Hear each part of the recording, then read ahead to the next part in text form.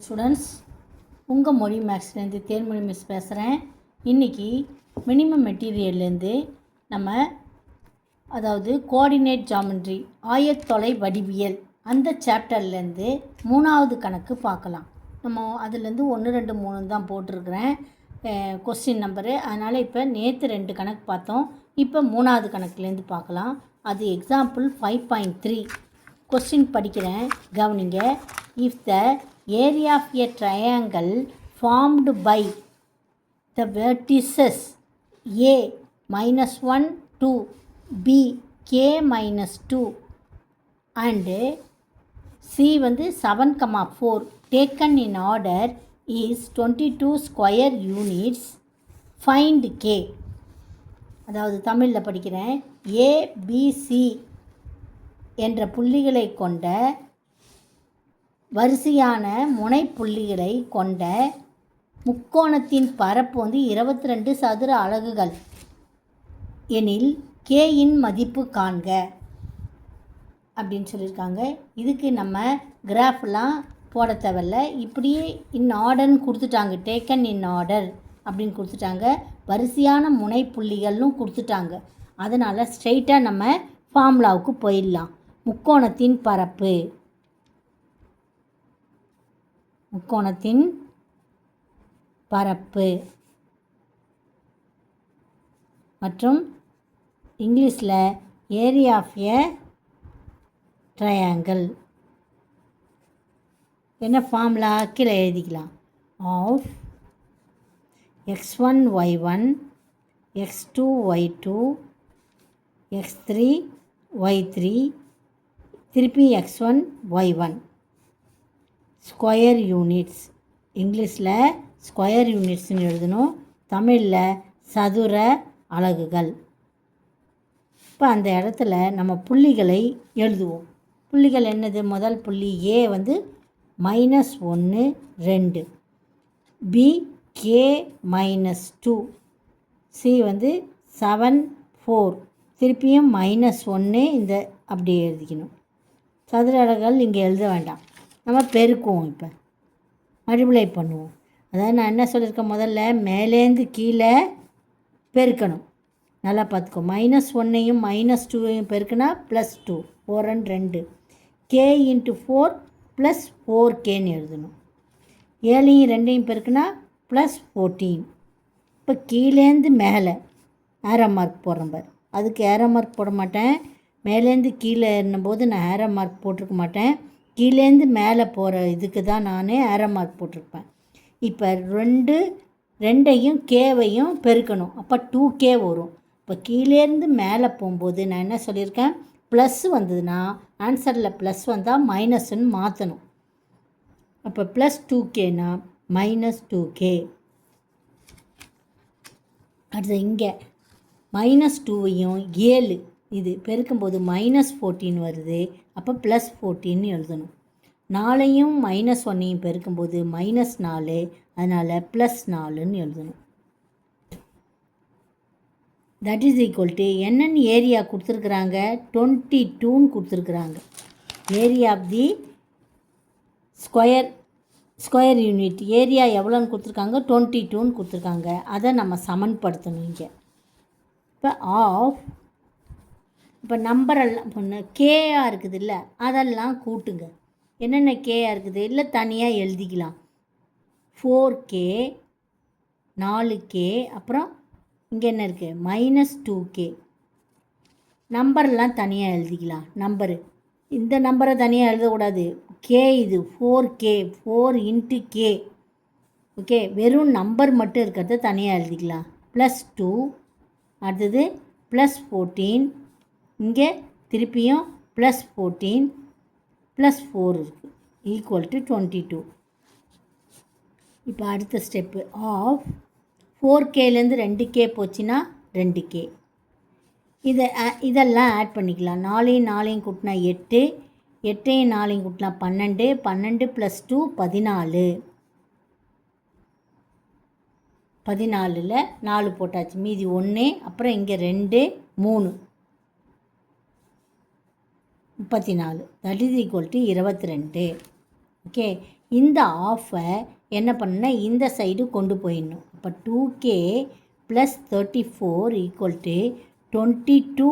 இந்த வகுத்தல் அந்த சைடு போனால் சமக்குறிக்கு அந்த சைடு போகும்போது பெருக்கலாக மாறிடும்.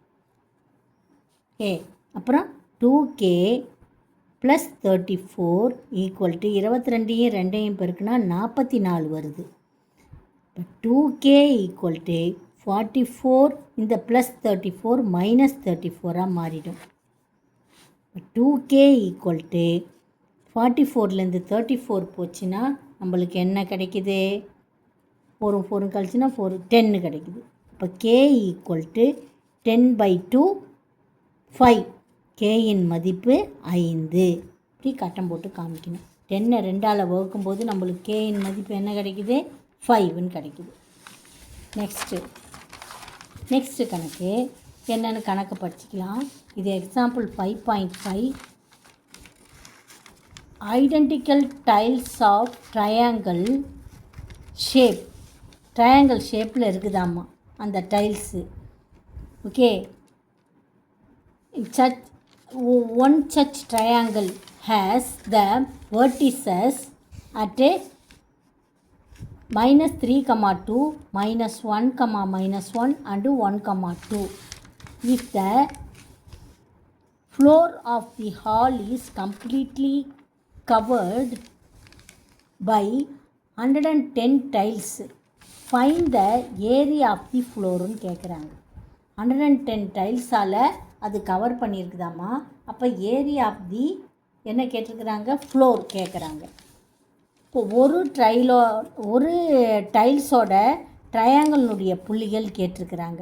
அதனுடைய ஏரியாவை கண்டுபிடிச்சிட்டு அதை 110ஆல் பெருக்குனா நம்மளுக்கு total area of the floor கிடச்சிரும். இப்போ ஏரியா ஆஃப் தி ட்ரையாங்கிள் இதுக்கு என்ன பண்ணலாம்? இதுக்கு நம்ம போட்டுப்பாங்க. இன் ஆர்டர் அப்படின்னு கொடுக்கல, ஐடென்டிக்கல் டைல்ஸு தான் கொடுத்துருக்காங்க தவிர நம்ம இதுக்கு கிராஃப் போட்டு கண்டுபிடிக்கலாம். ஓகே, 0 இது 1 2 3 4. இந்த சைடு -1 நல்லா இங்கே நல்லா -2 -3. இங்கேயும் -1 -2 -3. 1 1 2 3. முதல் புள்ளி என்னது? -3, 2. -3 இங்கே இருக்குது, 2 இங்கே இருக்குது. ஸோ இதுதான் ஏ என்ற புள்ளி. அப்புறம் -1, -1. -1 எக்ஸில் இருக்குது, -1 ஒயில் இங்கே இருக்குது, பி. அடுத்தது 1, 2. 1 எக்ஸில் இருக்குது, 2ல் இருக்குது.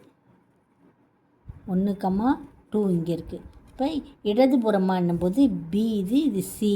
இப்போ கரெக்டாக தான் இருக்குது. ஓகே, ஸோ ஏபிசி இதே ஆர்டரில் தான் இருக்குது. நம்ம அதே புள்ளிகளை x1 y1 x2 y2ன்னு எடுத்துக்கலாம். இப்போ முக்கோணத்தின் பரப்பு ½ × x1 y1 x2 y2 x3 y3 x1 y1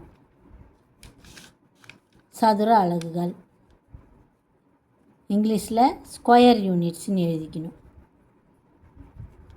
ஒரு சின்ன டைலோட ஏரியாவை கண்டுபிடிக்கிறோம் நம்ம.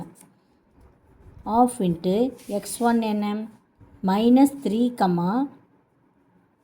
2 -1 -1. இங்கே 1 2 திருப்பியும் -3 2 எழுதிக்கிறேன். இப்போ இதை பெருக்கணும், மேலேருந்து கீழே பெருக்கணும். +3 இங்கே -2 +2. கீழேருந்து போகும்போது சின்ன சின்னதாக போட்டுக்கலாம், அப்போ தான் உங்களுக்கு புரியும். இப்போ இது -2 வரும், அப்போ +2ன்னு குறிச்சிக்கணும். அடுத்தது இது என்னும்போது -1 +1ன்னு குறிச்சிக்கணும். நினப்பாக போடணும். அது 2 6 -6, அப்போ +6ன்னு போட்டுக்கணும். ஆஃப். இப்போ இந்த -2வும் +2வும் கேன்சல் ஆகிடும், சரியா? அடுத்தது இங்கே பாருங்கள், இந்த +2 +1. அப்போ இது என்னது, இதுவும் ப்ளஸ்ஸு, இதுவும் எல்லாமே மீதி எல்லாம் ப்ளஸ்ஸு. இப்போ 6 ஒன்றையும் கூட்டினா 7 8 9 9 10 11 12 12ல் பாதி 6 square units. Okay, square unit சதுர அலகுகள். இப்போ ஒரு டைல்ஸோட பரப்பளவு வந்து என்னது, 6 ஸ்கொயர் யூனிட்ஸ். அப்போ ஏரியா ஆஃப் தி ஃப்ளோர் அதாவது நிலத்தின் பரப்பளவு. ஃப்ளோர்னால் என்னது, அந்த நிலத்தின் பரப்பு 6 × ஒரு 110, மொத்தம் 110 டைல்ஸை கொண்டது அந்த ஃப்ளோரு.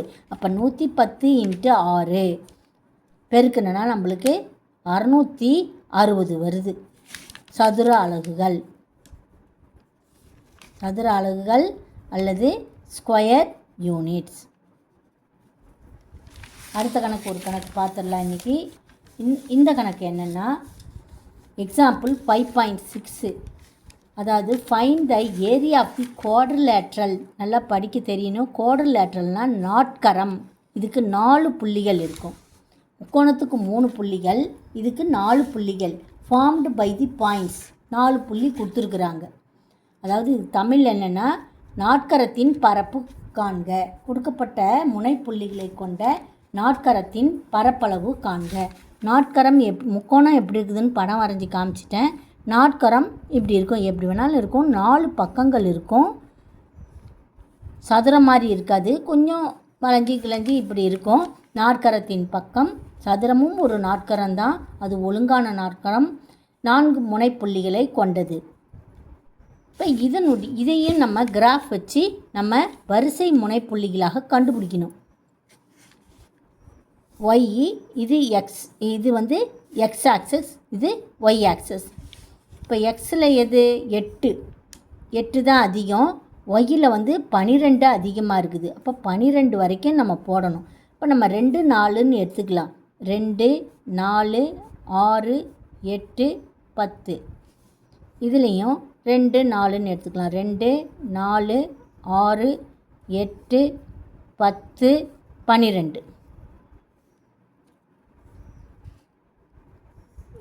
இது மட்டும்தான் -5 மைனஸில் இருக்குது. இந்த சைடு மைனஸ். இதையும் -2 எல்லாமே 2 4ன்னு எடுத்தனா எல்லாமே நம்ம ஒரே அளவுகளை தான் நம்ம குறிக்கணும். -2 -8. 1 1 2 3ஆவோ அல்லது இன்னொன்று 2 3 இது மாதிரிலாம் குறிக்கக்கூடாது. எல்லாம் ஈக்குவல் யூனிட்ஸில் தான் எடுக்கணும். இங்கே -2 -4ன்னு எடுத்துக்கலாம். இப்போ முதல் புள்ளி 8, 6. 8 எக்ஸ் ஆக்சஸில் 8, 6 இந்த இடம் ஏ. இது ஏ. அப்புறம் 5, 11. 5 எங்கே இருக்குது, 4க்கும் 6க்கும் நடுவில் 5 11. இங்கே 10க்கும் 12க்கும் நடுவில் இங்கே பி. அடுத்தது -5, 12. -5 எங்கே இருக்குது, இங்கே இருக்குது. 12 இங்கே இருக்குது. அப்போ இந்த இடம் சி. இந்த இடம் சி. அடுத்தது டி எங்கே, -4, 3. -4, 3 இங்கே 2க்கு 4 இங்கே இந்த இடம். இது வந்து டி. இப்போ எப்படி இணைக்கணும், ஏ எங்கே இருக்குது, ஏ இங்கே இருக்குது. ஏ பி சி இல்லை ஸ்கேல் வச்சு இணைச்சிடலாம். நம்ம கையில் போடுறதுனால அது நாட்கரம் மாதிரி வரல உங்களுக்கு. டி இது அதான் கோணல் மாணலமாக வரும்னு சொல்லியிருக்கிறேன்ல நான். இது ஸ்ட்ரெயிட்டாக ஸ்கேல் வச்சு வரைஞ்சினா நல்லா இப்படி வரும். ஓகே, இது ஏபிசிடி, இது நாட்கரம். இப்போ நம்ம இடது பக்கமாக நம்ம கண்டுபிடிச்சி அந்த இதை தான் எழுதணும், வலது பக்கமாக எழுதக்கூடாது.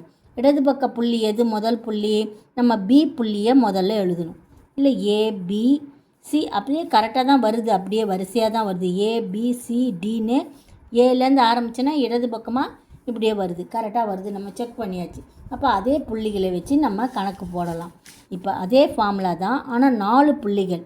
நாற்கரத்தின் பரப்பு ½ into x1 y1 x2 y2 x3 y3 x4 y4 திருப்பி x1 y1 சதுர அலகுகள்.